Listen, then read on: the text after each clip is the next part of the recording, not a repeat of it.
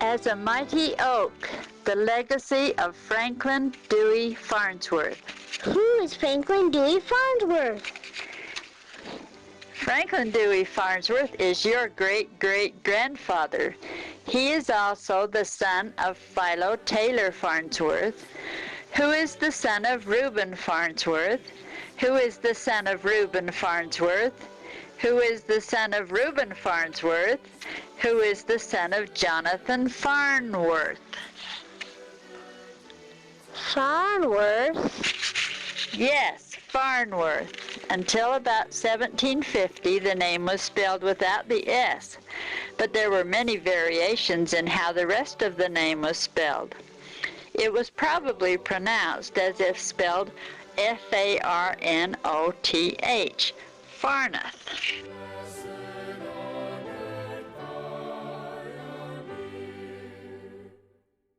The Farnsworth name came from England, as did Jonathan's father. It combines two Saxon words, farn or fern plant, and worth, which means a farm or estate. Several towns in England include Worth as part of their name. Matthias Farnsworth, Jonathan's father, was the first of our line to come to America. He was christened the 20th of July, 1615, at Eccles, Lancashire, England. He was the third of 5 children of Richard and Elizabeth Farnsworth. It has been said of him, Matthias Farnsworth brought with him from England none of the titles or insignia of rank that are so attractive to vanity. He came to America endowed with a sturdy independence, a rugged integrity, a due regard for morality, and a simple religious faith. He was by trade a weaver and freeman, meaning that he was not indentured to anyone. It is unclear from available records whether his first wife died in England or after their arrival in America. What is known is that he married in Lynn, Massachusetts, Mary, daughter of George Farr, and that there were 4 older children, a girl and 3 boys, when their son Joseph was born in Lynn, Massachusetts on the 5th of November, 1657. 3 years later, a second daughter, Mary, was born in Lynn. Sarah, in 1663, was probably born in Groton, Massachusetts. Samuel, the next child, was born in 1669. Abigail, who followed him in 1671, married John Hutching, her cousin. And finally we come to Jonathan, the ancestor of Franklin Dewey Farnsworth, who was born the 1st of June, 1675. There was one other child, a second Joseph, born in 1677, 3 years after the first Joseph died at 17 years of age. Only a few days after Jonathan was born, King Philip's War broke out. The Native Americans had welcomed the first English settlers as brothers. Chief Massasoit, ruler of the Wampanoag tribe, is well known to Utahns because their Capitol building boasted a copy of his statue created by Utah native Cyrus Dallin for Plymouth Colony. However, by the time Massasoit's son Metacomet became chief in 1662, the Indians were increasingly fearful of the growing number of colonists. Known to the white men as King Philip, Metacomet resolved to eradicate the white settlers from New England. Jonathan Farnsworth was only a few months old in March of 1676 when Indians burned the town of Groton to the ground except for 4 houses where the townspeople gathered with the few weapons they possessed.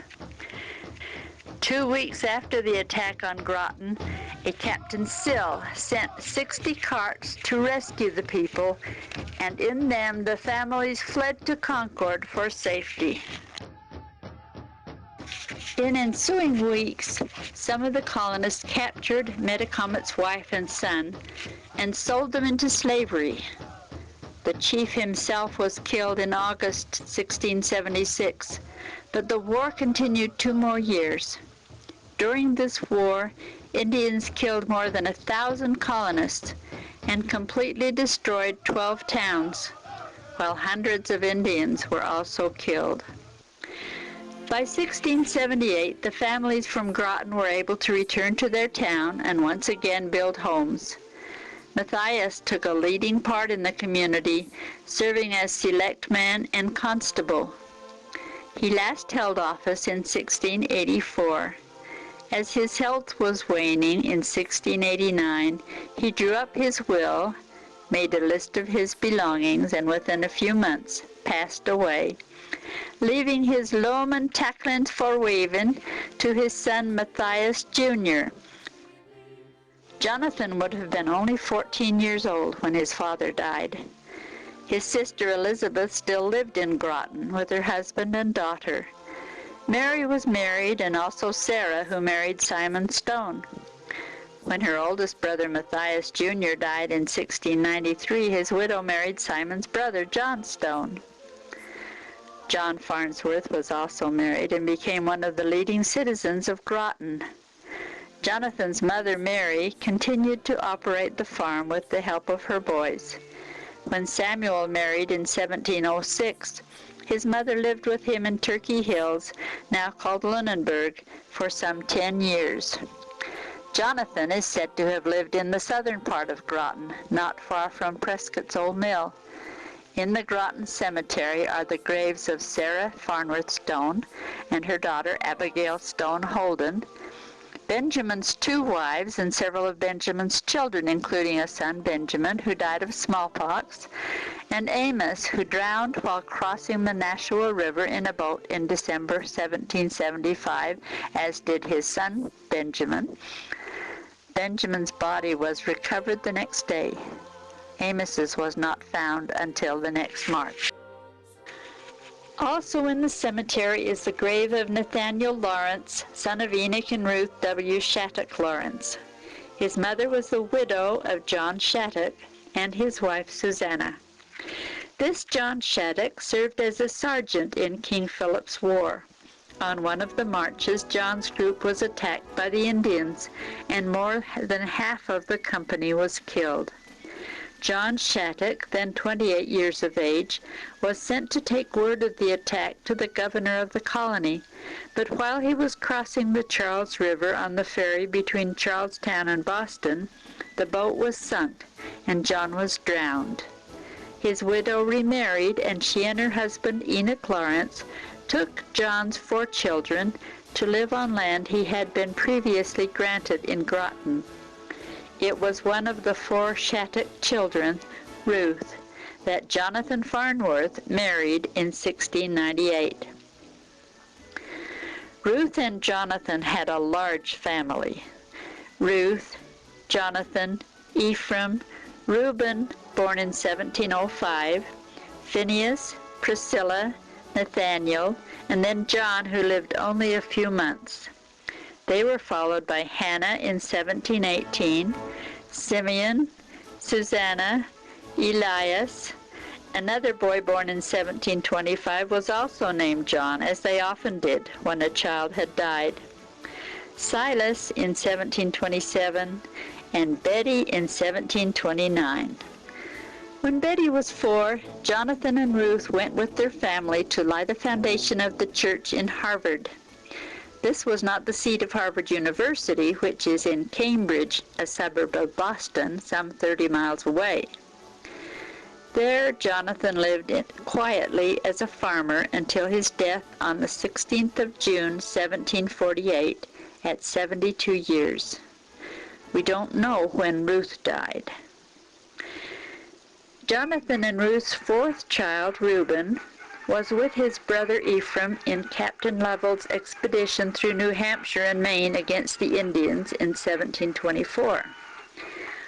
On the 7th of April, 1730, Reuben married Mary Holden, the daughter of Samuel and Susanna Holden of Watertown.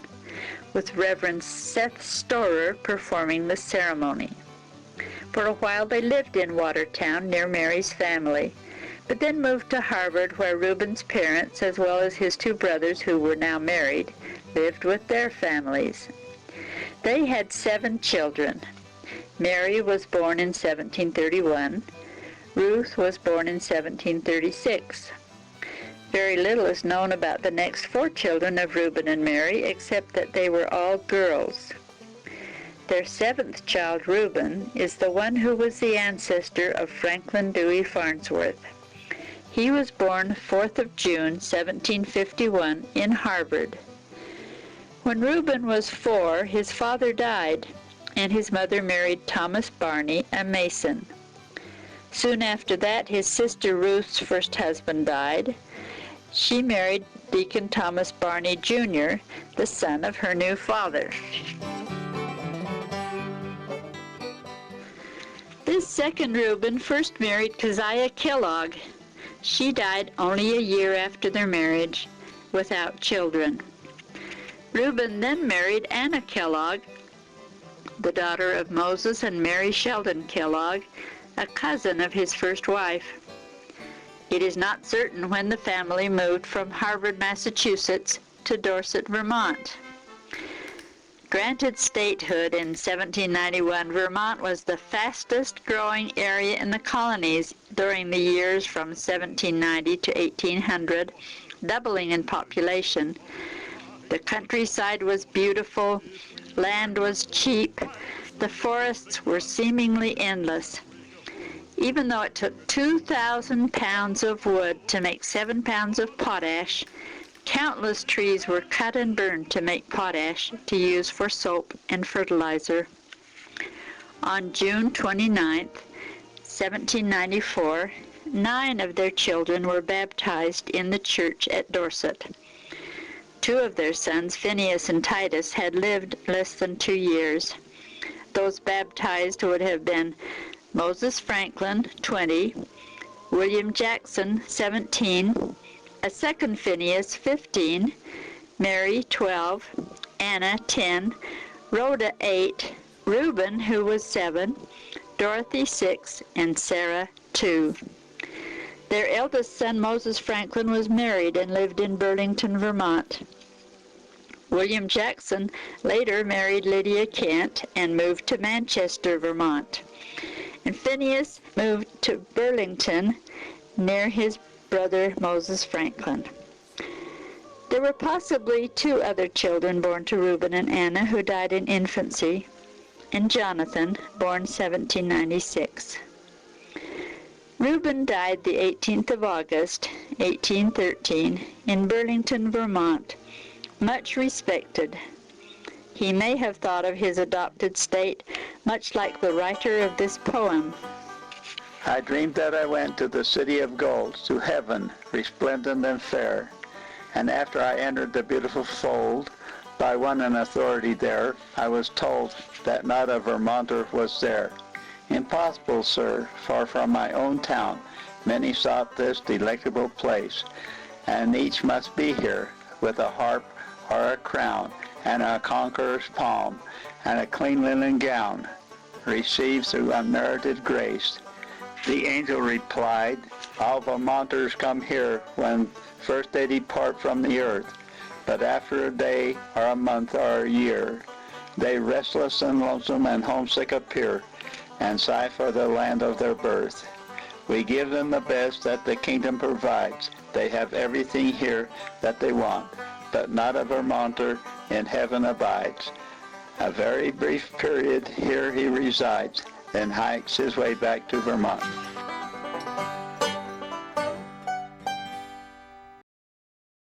The third Reuben was about 18 when he married Lucinda Kent, the sister of his brother William's wife. Their daughter Laura was born in 1806 in Milton, Vermont. Another daughter, Lydia, was born in 1808 in Dorset, as were Stephen Martindale, born in 1810, Lucinda, born in 1812, Reuben Lafayette in 1814. By now, the lumber in Vermont was petering out, and Reuben decided to move on to new territory. Ohio had just been opened up, and there would be need for his skills as a millwright, carpenter, and builder.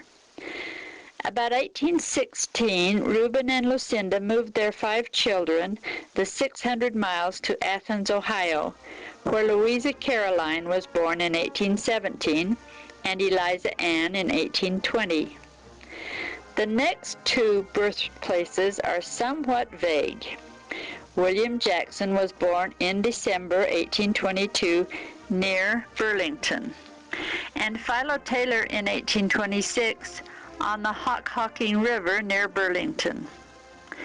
Running through Athens, Ohio, is a small river called by the Indians Hockhocking, meaning bottleneck, which describes it well. From Athens, it winds its way southeast until it joins the mighty Ohio River. At present, the Hockhocking River, now known as the Hocking, enters the Ohio some 30 or so miles upstream from Burlington. Did the family live for a while in Burlington, and could they have been on a barge en route back to Athens when Philo was born? Or, without the benefit of Rand McNally, did the family assume the river they traveled on was still the Hocking, when in fact it had merged with the Ohio?